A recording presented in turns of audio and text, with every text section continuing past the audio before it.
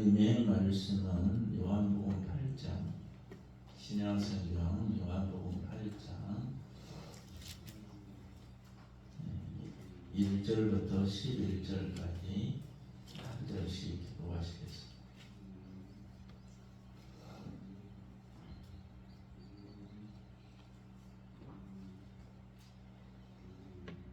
요한복음 8장 1절부터 11절까지입니다. 예수는 감난산으로 가시니라.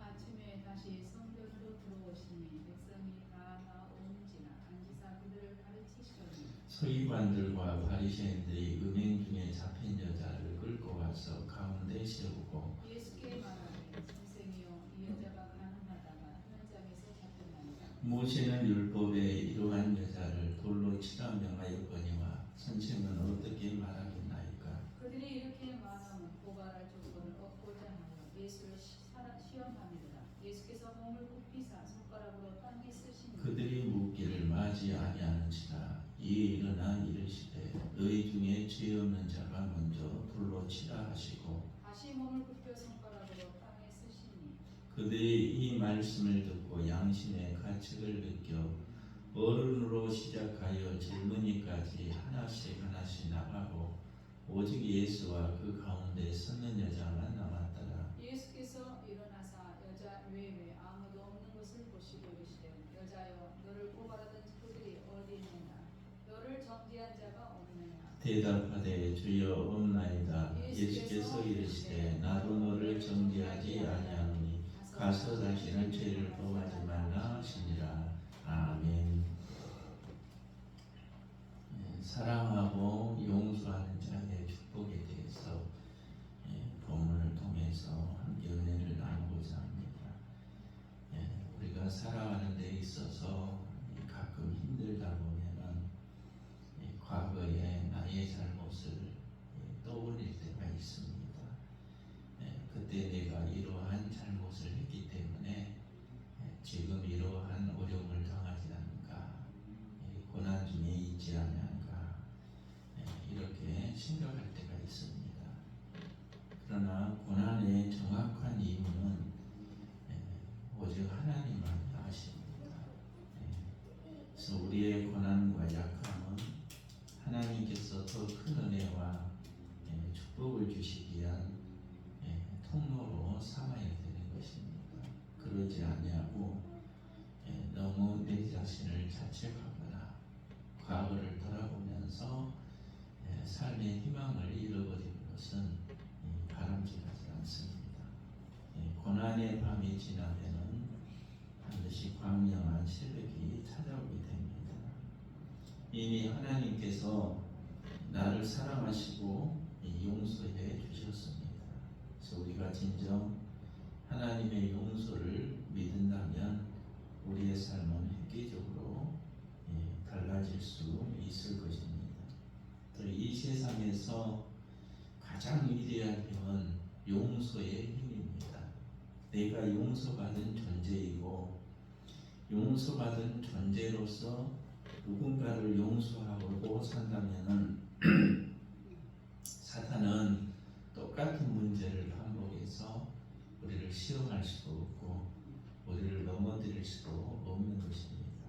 그래서 용서의 능력을 우리 각 사람, 성도 한 사람 한 사람이 체험하는 이런 삶을 살아가야 될 줄로 믿습니다.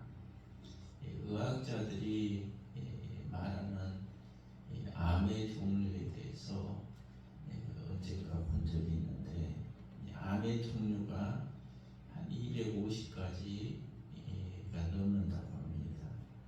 손톱, 발톱, 머리카락을 제외하고는 우리 신체 전부에 암이 걸린다고 합니다. 그러니까 확률적으로 보면은 그 어느 곳 하나도 암에 걸리지 않을 부분이 없다는 것을 보여주고 있는 것입니다. 그러면 왜 암에 걸리는가? 제일 큰 것은 유전적인 요인도 있을 수 있지만 음식이나 환경이 나쁜 것도 원인이 될 수가 있습니다. 그런데 현대에 들어서 가장 큰 요인은 무엇이냐면은 절망과 스트레스와 어떤 대상을 미워하는 것, 이것이 가장 큰 요인이 될 수가 있다고 합니다. 사람에게 보통 하루에 300개 정도의 암세포가 생긴다고 합니다. 근데 우리가 하루를 살아가면서 마음이 기쁘고 평안하고 즐겁고 그러면요, 이 300개의 암세포가 전부 파괴됩니다. 우리가 이길 수 있는 그런 이 힘이 생긴다는 거예요. 항체가 생긴다는 것입니다. 그런데 하루 종일 살아가면서 한을 품고 분노를 품고 남을 미워하는 대상을 생각하면서 살아가게 되면요, 우리 몸에 있는 항체가 아무리 강하다 할지라도 전부 그것을 파괴하지 못하고 그것이 남아서 쌓여서 결국은 그것이 암덩어리가 된다고 합니다. 이것은 무엇을 의미하느냐면은 우리는 주님의 용서와 위로를 받은 존재라는 사실입니다. 예수님께서는 원수조차도 사랑하고 용서하라는 이런 명령을 우리에게 주셨습니다. 왜냐하면 그렇게 사는 것이 하나님의 놀라운 은혜요 축복이라는 사실이기 때문입니다. 사람은 용서받을 때에 새로워지는 것입니다. 우리에게 필요한 것은요, 사랑할 수 있는 능력, 용서할 수 있는 능력이 필요합니다. 이 능력을 얻으려면 어떻게 해야 되는가? 오늘 본문이 우리에게 알려주고 있습니다. 오늘 본문에 보면은 가늠하는 여인을 용서하는 장면이 나오게 되는데, 이 모습을 통해서 오늘 우리 모두가 용서할 수 있는 능력을 체험하시는, 또 그런 능력을 가지시는 복된 시간이 되시기를 바랍니다. 그러면 구체적으로 우리가 사랑하고 용서하는 그런 능력을 가지기 위해서 어떻게 해야 되는가? 첫 번째는 율법주의적인 사고를 버려야 됩니다. 3절부터 5절까지 다시 한번 우리가 읽어보시겠습니다. 시작. 서기관들과 바리새인들이 음행 중에 잡힌 여자를 끌고 와서 가운데 세우고 예수께 말하되, 선생이여, 이 여자가 간음하다가 현장에서 잡혔나이다. 모세는 율법에 이러한 여자를 돌로 치라 명하였거니와 선생은 어떻게 말하겠나이까? 서기관과 바리새인들이 간음한 여자를 끌고 와서 제일 처음 내세운 것이 무엇입니까? 모세의 율법이었다는 것입니다. 이 모세의 율법이 판단 기준으로 삼았습니다. 그리고 모세의 율법을 통해서 누구를 시험하고 있습니까? 예수님을 시험하고 있다. 사람은요, 율법만 가지고 살 수 있는 존재가 아닙니다. 율법은 특이하게도 명분을 내세워요. 그래서 법을 좋아하는 사람은 항상 근거를 찾고 명분을 내세워요. 자기 합리화를 세웁니다. 큰 의미에서요, 율법에 걸리지 않는 사람은 이 세상에 한 사람도 없습니다. 그래서 율법에 빠지게 되면요, 용서의 확신도 얻을 수가 없고, 자기가 용서받았다는 것을 느끼고 체험하지 못하니까요, 남을 용서할 수도 없는 거예요. 서기관과 바리새인들의 더 큰 문제점이 드러나고 있는데, 서기관과 바리새인들은 이중적인 잣대를 들이대고 있습니다. 율법에 간음하면 남녀를 같이 잡아서 돌로 쳐 죽이게 되어 있습니다. 그런데 오늘 본문에 보면은 남자는 보내버렸잖아요. 그리고 그 현장에 누구만 남았습니까? 여자만 붙잡았다는 사실입니다. 이중적인 잣대인 거죠. 율법을 내세워서 예수님을 시험하고자 했지만 그 율법조차도 자기들이 온전히 지키지 못하고 있는 거죠. 율법을 자기 마음대로 해석해서 남을 얽어매려고 하는 그런 나쁜 모습이 드러나고 있는 거죠. 사실 우리는요, 율법보다도 은혜로 사는 존재임을 알아야 됩니다. 이 세상에서 율법의 잣대로 들이대고 명분을 내세워서 사람에게 정말로 너는 어떠한 삶을 살았느냐 이런 잣대를 들이댄다면요, 그 잣대를 들이대게 될 때 거기에 걸리지 않은 사람은 한 사람도 없다는 것입니다. 예수님은요, 그런 율법의 잣대보다도 은혜를 강조했어요. 사랑과 용서의 은혜를 강조했다는 사실입니다. 예수님의 이런 사랑과 용서의 은혜를 이미 우리는 받은 존재들입니다. 남에게 이런 용서와 사랑의 은혜를 입은 자만이요, 다른 사람을 용서할 수 있고 다른 사람에게 큰 은혜와 사랑을 베풀 수 있는 삶을 살아갈 수가 있다는 사실을 기억하시기를 바랍니다. 두 번째는요, 침묵의 시간을 가질 필요가 있습니다. 오늘 본문 6절을 다시 한번 읽어보겠습니다. 시작. 그들이 이렇게 말하면 고발할 조건을 얻고자 하여 예수를 시험함이로라. 예수께서 몸을 굽히사 손가락으로 땅에 쓰시니. 군중들이 예수님을 시험하려고 물었을 때요, 예수님은 어떻게 하였습니까? 선한 군중들에게, 그죠? 이 여인에 대해서 어떻게 하자, 율법의 잣대로 들이대는 그 서기관과 바리새인들, 또 그 선한 군중들에게 또 어떤 막 변명하거나 항의하거나 예수님의 자신의 생각을 들이대거나 그렇게 하지 아니했다는 것입니다. 예수님의 모습은 어떤 모습이었습니까? 침묵을 하셨다는 사실입니다. 사람들은 되게 자신감이 없을수록 어떻게 됩니까? 소리가 높아지는 특징을 가집니다. 소리가 커져요. 자신감이 없는 사람은. 침묵은요, 어떤 의미를 담고 있느냐 하면 큰 믿음의 필요를 나타내고 있다고 할 수가 있습니다. 그렇기 때문에 큰 호소력을 가질 수가 있습니다. 사람이 침묵하게 될 때에 큰 감동을 받게 됩니다. 상대방이 나를 까다롭이 막 공격을 해요. 그러면은 거기에 맞대응하지 않고 침묵하면서 기도하는 모습을 보이게 될 때에 성내며 화내며 삿대질하는 그 사람보다도 침묵하는 그 사람을 더 신뢰하고 존경하게 되고, 어떻게 저런 상황 가운데서도 침묵할 수가 있겠는가 하면서 감동을 받게 되어 있다는 것입니다.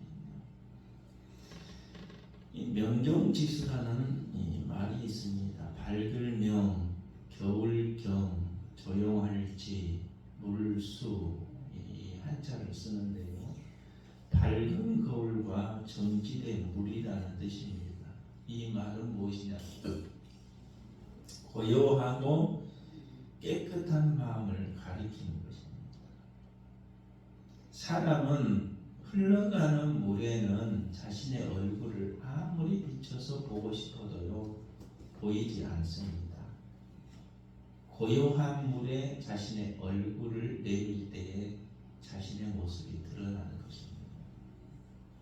마찬가지로요, 고요하긴 것만이 고요하기를 바라는 모든 것을 고요하게 할 수가 있는 것입니다. 너나라에 죄를 지어서 다리 한쪽 다리가 잘려버린 그 사람이 있었는데, 그 사람이 누구냐면 왕태라는 사람입니다. 이 왕태라는 사람이 나중에 도를 깨닫고 살게 되는데, 제자들이요, 공자의 제자보다도 더 많은 거예요. 그래서 공자의 제자들이 와서 공자에게 뭐라고 그러느냐, 왜 저 한쪽 다리가 죄를 지어서 잘려버린 왕태라는 사람에게 공자 선생님보다도 더 제자가 많습니까? 이렇게 물어봤다고 합니다. 그때에 공자가 자신의 제자들에게 뭐라고 말을 했냐면, 저 왕태라는 사람은 비록 자신이 잘못을 범해서 한쪽 다리가 잘리게 되는 벌을 받았지만은 그것을 어떻게 생각했느냐가 중요하다. 잘린 것은 자신의 발목이었지만은 그것이 마치 흙덩어리 하나를 땅에 던져버린 것과 동일하다고 여겼기 때문에 그런 마음의 평정을 찾을 수가 있었다. 그런 평정의 마음, 고요한 마음, 평안한 마음을 가지고 제자들을 가르치니까 저렇게 제자들이 많이 따르는 것이다. 이렇게 말을 해줬다고 합니다. 이것은 무엇을 의미합니까? 남에게 진정 용서를 받고 사랑을 받은 사람만이 또 다른 사람에게 그러한 똑같은 은혜와 사랑을 베풀 수 있는 삶을 살아갈 수가 있다는 것을 보여주고 있습니다. 특별히 우리 그리스도인들은요, 고난 중에도 침묵하면서 조용히 하나님의 손길을 느낄 수가 있어야 됩니다. 고린도후서 4장 17절에 보니까요, 우리의 잠시만은 환난에 경한 것이 지극히 크고 영원한 영광에 중한 것을 우리에게 이루게 합니다. 말씀을 하고 있습니다. 하나님은 적은 것을 잠깐 손해보게 하시고 더 크고 영광스러운 것을 주시는 분이십니다. 힘들고 어려울 때 하나님께서 우리를 위해 놀라운 일을 계획하시고 진행하고 계실 때가 되었다는 사실을 기억하시고 침묵하면서 하나님의 음성을 듣고 하나님의 거룩한 뜻을 깨닫는 우리 모든 신령들이 되시기를 바랍니다. 그리고 세 번째는 자신을 살필 줄 알아야 됩니다. 우리 7절을 한번 읽어볼까요? 시작. 그들이 묻기를 맞이 아니하는지라 이에 일어나 이르시되 너희 중에 죄 없는 자가 먼저 돌로 치라 하시고, 다른 사람의 눈에 있는 티를요, 우리는 정말로 잘 봅니다. 다른 사람의 단점이나 허물을 너무너무 잘 봅니다. 그런데 정작 자신의 눈에 있는 들보는 깨닫지도 못하고 알지도 못합니다. 이것은 무엇을 의미합니까? 다른 사람의 죄는 우리가 지적을 하고 정죄하고 어떻게 저렇게 살아갈 수가 있는가 하면서 너무너무 쉽게 말을 한다는 것입니다. 그런데 정작 자신이 지은 모든 죄를 정말로 심각하게 받아들이지 않는다는 말씀입니다. 사람은 다른 사람의 죄나 잘못에 대해서 대단히 분개합니다. 자신의 잘못을 보지 않습니다. 남의 잘못을 너무너무 신기하게도요, 너무너무 잘 보고 설명을 잘하고 나열을 잘합니다. 근데 나의 잘못에 대해서는요, 볼 줄도 못하고 깨달지도 모릅니다. 이런 사람은요, 하나님의 용서와 능력을 체험할 수가 없습니다. 왜입니까? 남을 용서해 본 적이 없기 때문입니다. 남을 사랑해 본 적이 없기 때문입니다. 우리 그리스도인들은 남을 쉽게 판단하지 말아야 됩니다. 자기 자신도 잘 모르면서 남을 잘 아는 것처럼 판단하는 것은 하나님 앞에 대단히 부끄러운 일임을 기억을 하시길 바랍니다. 상대방이 아무리 부족하게 보인다 할지라도요, 그 부족함에 대해서 지적하거나 정말 뒷담화하는 일에 앞장서지 마시고 주님의 사랑으로 다가가서 허물을 덮어주고 용기를 심어주고 함께 그리스도의 사랑으로 덮어주는, 그리스도의 사랑으로 나누어주는 이런 모든 신령들이 되시기를 주님의 이름으로 축복합니다. 성공하는 사람들에게 다음과 같은 질문을 했다고 합니다. 왜 당신은 그 분야에서 성공할 수가 있었습니까? 이런 질문을 했다고 합니다. 제 가장 많은 대답이 무엇이냐면요, 인간관계에 있어서 상대방의 장점만 보고 말했다. 이 응답이 가장 높았다고 합니다. 칭찬을 많이 해주고 상대방이 하는 행동에 대해서 동의를 해주고 다른 사람을 행복하게 해주고 기쁨의 말을 해주는 이런 일에 있어서 게을리하지 아니했다는 것입니다. 그래서 그것이 자신이 하는 일에 있어서 성공의 요인이 되었다, 이렇게 말을 했다고 합니다. 우리는 항상 상대방의 장점을 볼 수가 있어야 됩니다. 그러면요, 용서의 능력이 우리 안에 자라나게 되어 있습니다. 오늘 본문에도 예수님께서 너희 중에 죄 없는 자가 먼저 돌로 치라, 이렇게 말씀을 하셨을 거예요. 똑같이 죄인인데, 똑같은 죄인인데 가늠한 여인의 율법의 잣대로 우리보다도 더 큰 죄인이라고 생각하고 자신은 용서에 받은 적도 없고 용서의 능력을 체험한 적도 없기 때문에 오로지 돌을 들어서 율법의 잣대로 행해야 되겠다는 그런 생각밖에 없었다는 사실입니다. 이런 무리들을 향해서 예수님께서 너희 중에 죄 없는 자가 먼저 돌로 치라, 이렇게 말씀을 하셨던 것입니다. 마지막으로 네 번째, 주님과의 깊은 만남을 가져야 됩니다. 우리 9절을 한번 읽어보실까요? 그들이 이 말씀을 듣고 양심의 가책을 느껴 어른으로 시작하여 젊은이까지 하나씩 나가고 오직 예수와 그 가운데 서는 여자만 남았더라. 모든 사람들이 다 떠나고 주님과 여인이 만났을 때에 이 여인에게 놀라운 일이 일어났습니다. 새로운 역사가 일어나게 됩니다. 당시 유대 랍비들은요, 공중석상에서 다른 여자는 물론 딸이나 아내와도 대화하지 못하도록 했습니다. 여자를 보면 안 된다고, 여자가 보일 때 눈을 감고 지나가다가 그래서 돌부리에 부딪히기도 했습니다. 이런 문화 속에서요, 예수님과 가늠한 여인과의 대화는요, 또 다른 시각의 잣대로 비판의 요소가 될 수도 있었습니다. 그러나 예수님은 그러한 잣대, 그런 인간적인 시각을 피하지 아니했다는 것입니다. 왜 그랬습니까? 아무리 큰 죄인이라도 주님과의 만남이 이루어지게 되면 그 큰 죄를 범한 사람도 용서를 받게 되고 새로운 삶으로 거듭날 수가 있기 때문입니다. 우리의 삶도요, 거듭나기를 원하십니까? 새로워지기를 원하십니까? 예수님을 만나는 경험이 있어야 됩니다. 11절에 예수님께서 뭐라고 하십니까? 11절 한번 읽어볼까요?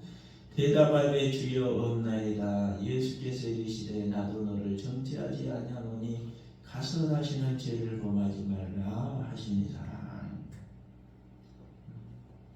가서 다시는 죄를 범치 말라, 이렇게 말씀하신 것은 이 여자의 간음죄는 상습적일 수도 있었다는 것을 암시해 주잖아요. 그 상식적인 간음의 죄를 예수님을 이제 만나고 예수님께 용서함을 받은 사람으로서 이제는 새로워진 삶을 살라는 의미의 말씀인 거예요.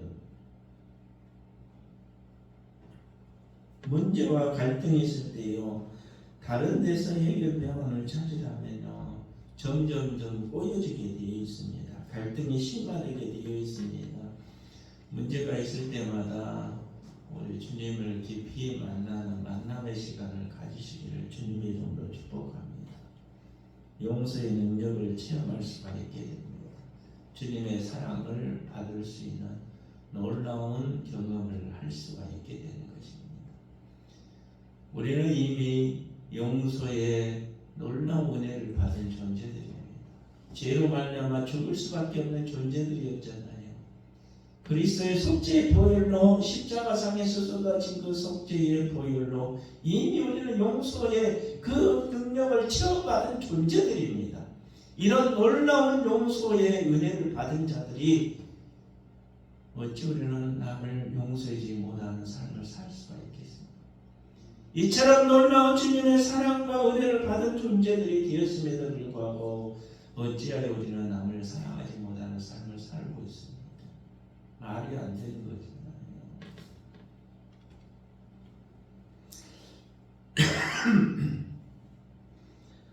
사랑하는 성도 여러분, 사랑하고 용서하는 삶의 축복이 우리에게 충만하시기를 주님의 이름으로 축복합니다.